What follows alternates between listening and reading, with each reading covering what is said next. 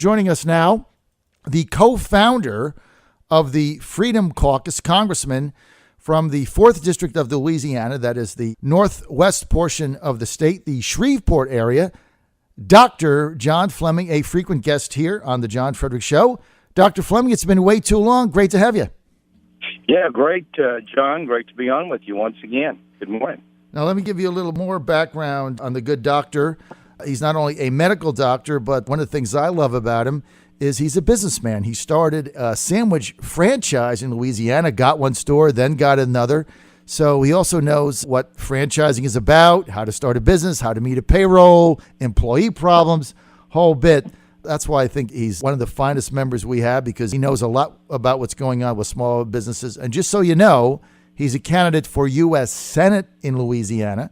David Vitter is retiring. That'll be decided. We can't talk about that because he's in his congressional office. But just so you know, that'll be decided in Louisiana's infamous jungle primary on November 8th, where the first two finishers, regardless of party affiliation, do a runoff if somebody gets under 50%, which with 90,000 candidates in that is likely.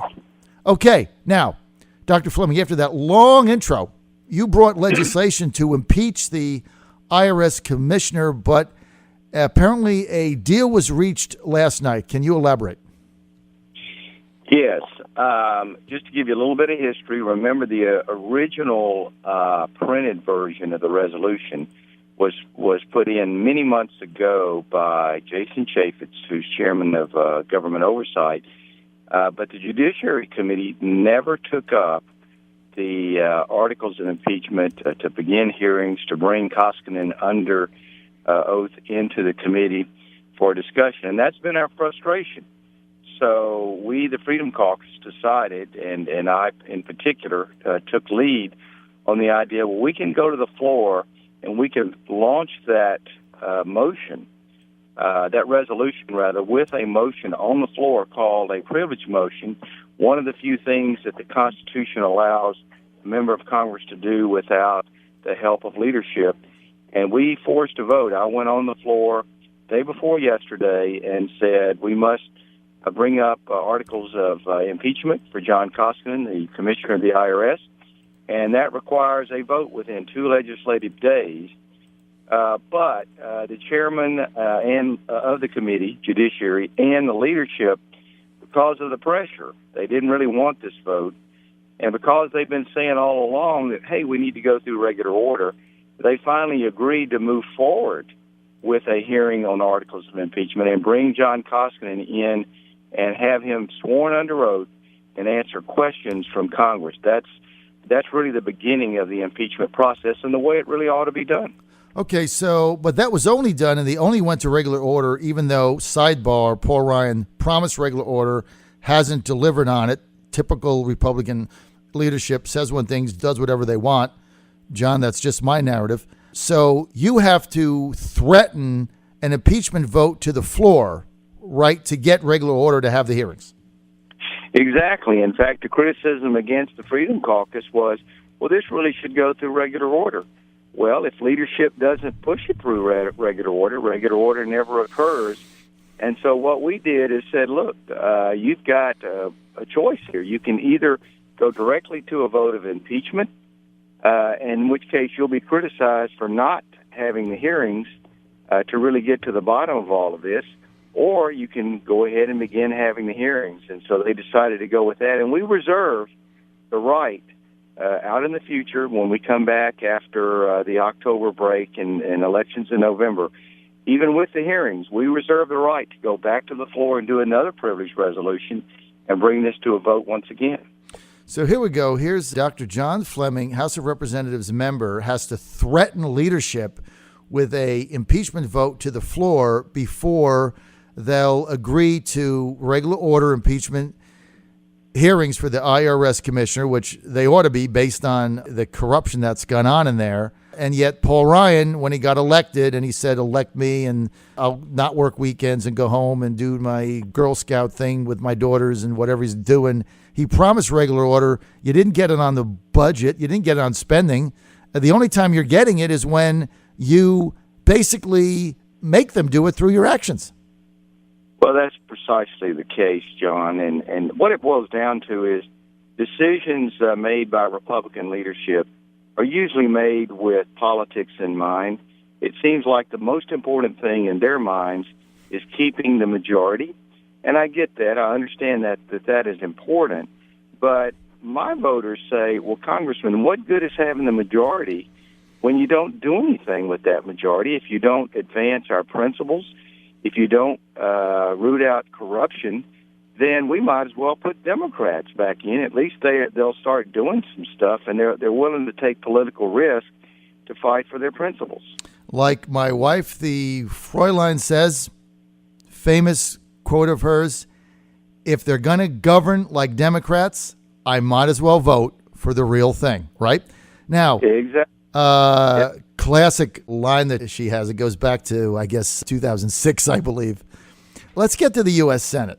Now, I'm not going to talk about your campaign, but you are a candidate for Senate. If you get to the U.S. Senate, are you going to implore Mitch McConnell, assuming he's still majority leader, to get rid of the 60-vote cloture rule, which is a man-made rule? It's not in the Constitution. Senate leaders made it up. Many of us think that Republicans hide behind that. Like with the spending bill, they hide behind it. McConnell throws up his hands. Oh, I can't get to 60, therefore I'll do whatever Harry Reid says. If you're in the Senate, are you going to move to get rid of that? Well, there's pros and cons to removing that threshold. The worry is that when Republicans are in the minority, we could be subject to a simple majority just as they would be. Rather than do that, or at least first, what I would like to do is begin forcing things through procedures. I just think that we back off too quickly. I think oftentimes a majority, the leadership just says, look, we can't win on this, so we're not even going to try. And I think there's some things that we can do and still maintain that filibuster threshold, which at times has protected America from some dangerous liberal ideas in Congress. To be honest, the most dangerous thing is not the filibuster threshold. The most dangerous thing is the way that Congress has abdicated its powers to the executive branch. And now we have, according to Jonathan Turley, a very famous liberal, mind you, but a famous constitutional lawyer, who says that we now have a fourth branch of government, which is the Washington bureaucracy under the president, which can create laws through rules and regulations, and they enforce their own laws, and there's nothing even Congress can do about it. That needs to be totally reformed, and Congress can do that if we get a good president going forward. All right, that seems like a reasonable compromise. Let's go to Hillary Clinton. Pneumonia. Does she have it? Doesn't she have it? Bill Clinton says she's got the flu, then she's got pneumonia. I went for a checkup the other day, right in the middle of it. My doctor looked at me. He's a Democrat. He looked at me, he says, you know she doesn't have the pneumonia, right? I'm like, what? I'm not a doctor. I just came out of the blue. And you're a doctor. Does she have pneumonia or what? Well, of course, I would not dare make a diagnosis without an exam and seeing all the studies. But the problem with really marking this off as just simple pneumonia is that these fainting spells, a problem that she's had for years now, cannot be explained on a recent episode of pneumonia. So it's clear that there are times when she faints, she loses consciousness, and we don't know why. And I think the voters are entitled to know why she's had these problems. Apparently she had a severe fall back a couple of years ago and had a clot on the brain. That's all public information. And, remember that when she ran against Barack Obama, one of the strong points that she claimed was that who was going to answer that phone in the middle of the night. Right. Well, that's important. You need a commander-in-chief who is fit and who can respond to those things. And so it's really disconcerting, and I do think her health will be a big issue in this election. All right, so yesterday, Donald Trump admits that he's a religious fast food eater, and he's a big guy, right? 6'3", I think 267, they said. I'm 6 foot 265, so I kind of know what it is to be a little rotund around the waist there, unlike people like Dr. John Fleming, who stays fit and all that good stuff. He also says he doesn't exercise. At least he's honest. He's like, I don't exercise. I got to lose 20 pounds. But by the way, can I have that Whopper? What's the deal there? Well, I do think that we're a society that has become somewhat fanatical with vitamins and healthy eating. I do think we should eat healthy. But, the human body has the ability to take most anything that we put in it and make it good and get rid of the bad. I think what is more important is your activity level, and I do think regular exercise is essential for health. So whether it's eating nothing but green food for the rest of your life or eating a normal balanced diet, sometimes with fast food, and going out and walking briskly or working on an exercise program with strengthening, stretching, and aerobics, I would much take the latter. In fact, that's what I do. And I'm not afraid to eat fast food at all. One of the things that people don't understand is that a lot of this so-called healthy food, for instance, take salads. Well, the salad dressing that you put on it may have more fat than a hamburger. So a lot of times it's more about feeling good about what you're eating rather than the fact that there's not a lot of difference between what you eat at a fast food restaurant and what you eat at home. So I just think people should be balanced about that. But if you're not exercising, it's definitely going to shorten your life. And then finally, you want to keep your weight down because your risk of diabetes and ultimate heart disease goes way up. And finally, whatever you do, do not smoke. That is probably the dumbest thing you could ever do when it comes to your health. All right. Well, I quit smoking exactly 4 years ago. Haven't had one since, so that's good. But now you sound like my doctor telling me to lose weight. But here's the good news. Here's what Trump said. He said, all right, I'm going to go on a diet. I'm going to start ordering the Big Macs without the cheese, right? So that's going to be his diet. Let's get to the recent public opinion polls that have come out. Dr. Fleming, as you know, I was the first one in the nation to predict Trump was going to be the nominee. I did that April of 15. I've been saying all along he's going to win. Now, public survey starting to show him surging ahead. What do you make of the Trump campaign, sir, right now? I think all of the momentum is with the Trump campaign. I think people are forgetting about some of those comments. On the other hand, you see Hillary's campaign fading rapidly. And I think that Trump will, if he's not already ahead, will soon be ahead in most of the swing states, and he will sweep into victory on November 8th, again, barring some unforeseen happening. Look, it's kind of interesting. People say, well, why is it this guy can say what he says and things don't happen to him? And I think there's a theory out there that makes a lot of sense, and that is when someone is such a celebrity as Donald Trump is, and remember, the same was true of Ronald Reagan. He was such a celebrity, such a iconic figure. I think people, are more accepting of some of those things from someone that they have such admiration for, even before they run for office.